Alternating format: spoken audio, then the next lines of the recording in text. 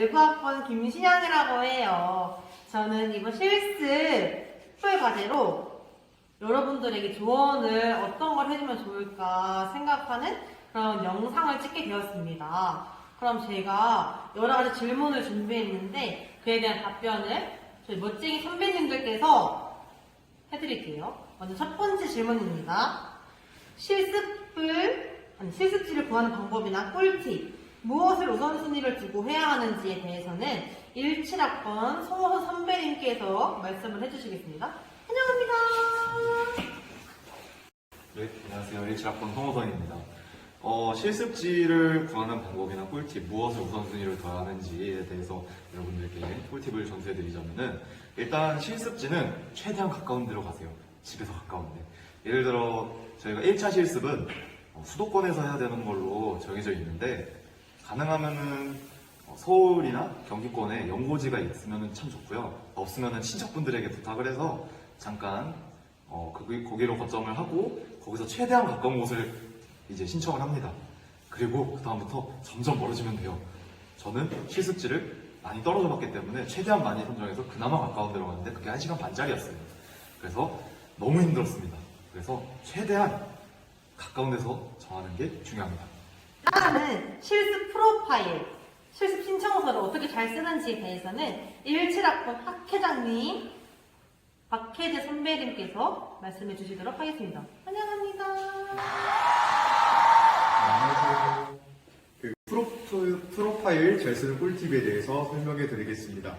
먼저 프로파일 1페이지나 2페이지 정도를 보면은 이제 자기가 수강한 과목을 적게 되는데, 그 수강한 과목에 써져 있는 과목뿐만 아니라 자신이 추가로 더 드는 과목이 있다면 그거를 이수 완료나 아니면 이수 중이라고 써주시면 좋고, 그리고 짧게 이렇게 간결하게 쓰는 게 좋지만 자기가 너무 하고 싶은 말이 많다, 자신의 이야기가 많다 싶으신 분들은 글이 길어질 수가 있어요.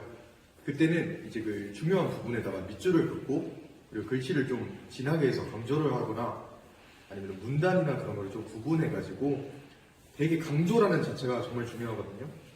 그 한눈에 들어올 수 있게끔 문장 자체를 잘 정리하고 문장 구성을 한 번 더 확인해서 작성하면 아주 좋을 것 같습니다. 감사합니다. 화이팅! 두 번째 질문도 잘 들으셨나요? 그럼 세 번째 질문인 실습 지도자님, 그러니까 슈퍼바이저 분들에게 어떻게 하면 예쁨을 받을 수 있을까? 사실 이게 가장 중요하거든요.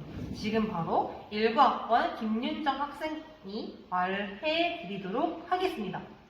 환영합니다. 안녕. 자, 실습 지도자님께 이쁨 받는 방법이 있어요. 저 실습을 진행하기 전에 OT를 진행하잖아요. 저 같은 경우에는 OT 때 정말 활발하게 들어갔습니다. 일단 문을 열고 들어가면 안녕하세요 하면서 들어가야 돼요. 무조건.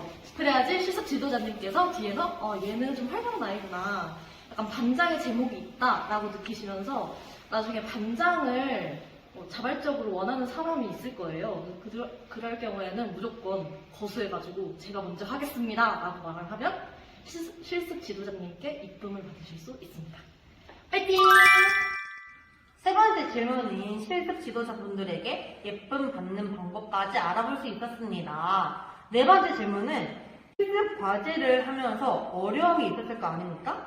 그 어려움이 있었을 때 어떻게 해결을 하는지에 대해서는 19학번 핑크공주 박가연 씨가 설명을 해드리도록 할게요. 환영합니다.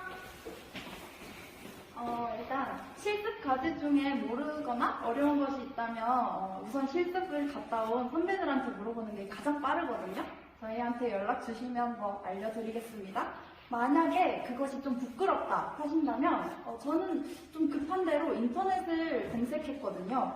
물론 주의할 점은 참조 정도로만 해주셔야 해요. 표절은 불법이니까요. 그리고 실습 전에 선배들이 작성한 실습 보고서를 과사에서 빌리실 수가 있어요. 그걸 보고 가면 좋을 것 같고, 또 그걸 보면 기관에서 어떤 실습을 하는지, 그리고 과제는 어떻게 해야 하는지 잘 아실 수 있을 겁니다. 파이팅!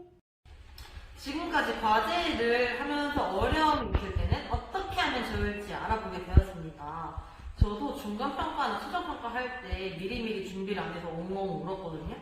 그러면 이번에는 중간평가랑 최종평가 하면서 어떻게 하면 좋은 점수를 받을 수 있을지, 어떻게 하면 좋은 평가를 받을 수 있을지에 대해서는 19학번 신선한 학생이 말씀을 해드리도록 할게요. 짜잔! 안녕하세요. 이번에 중간평가와 종결평가는 어떻게 준비해야 될지 알려드릴 신선한입니다. 우선 김신영 학생이 말했던 것처럼 미리미리 준비하시는 게 가장 중요하고 발표를 할 때 단순하게 무엇을 했는지 그냥 나열하는 식의 발표보다는 내가 발전된 점을 발표하는 것이 가장 중요하다고 생각합니다. 또한 이런 발전하였을 때 발전된 과정을 보여준다면 정말 선생님들께서 좋아하시겠죠? 예를 들어 저는 첫 프로포절과 최종결제 프로포절 두 개를 비교 분석하여서 저의 발전된 모습을 보여드렸었는데 이렇게 나는 이번 실습을 통해서 많이 변화되고 있고 실제로 변화되었다는 것을 보여주신다면 여러분 발표 100점! 이렇게 준비하시면 중간평가와 종결평가를 잘 마무리하실 수 있을 것 같습니다. 감사합니다. 여러분 잘 들으셨나요? 지금까지 선배님들이 여러분들을 위해 조언을 한 영상이 거의 끝이 납니다. 제가 마지막으로 총 정리를 하자면 첫째, 프로파일을 쓸 때는 형식에 맞게 충실하게. 둘째, 실습 프로파일은 미리미리 작성을 하고. 셋째, 실습 과제도 제때 마무리해서 제출 날짜 꼭 지키기. 넷째, 배운 것들은 무조건 메모하는 습관. 다섯 번째, 궁금한 점이 있을 때는 꼭 물어보고. 마지막에는 출퇴근할 때나 아니면 직원분들 만날 때 안녕하세요 하는 거는 꼭 잊지 말아셨으면 좋겠고, 모두 한 번에 실습 다 붙고 모두 졸업을 제때 하셨으면 좋겠습니다. 여러분 그럼 안녕.